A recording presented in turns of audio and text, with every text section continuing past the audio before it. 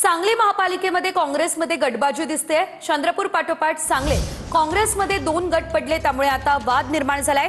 काँग्रेसचा एक नाराज गट भाजपच्या संपर्कात आहे। नाराज गटात काँग्रेसच्या 8 नगरसेवकांचा समावेश आहे। चंद्रपूर प्रमाणे सांगलीतही मिशन लोटस राबवण्याची शक्यता आहे। या संदर्भात अधिकचे अपडेट घेऊयात आमचे प्रतिनिधी विनायक डावरुंग यांच्याकडून। विनायक, आपण पाहतोय एक गट नाराज असल्याचं कळतंय आणि हा गट भाजपच्या देखील संपर्कात असल्याची माहिती आहे, काय अपडेट?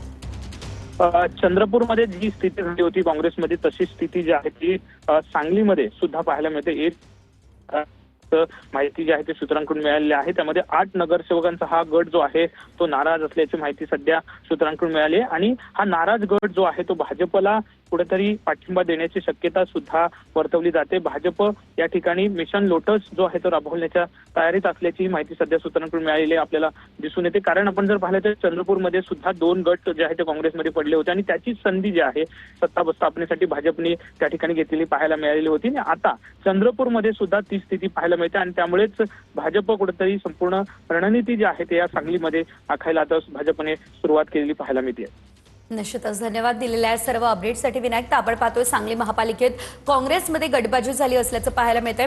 त्या नाराज गट भाजपच्या देखील संपर्कात असल्याची माहिती आहे।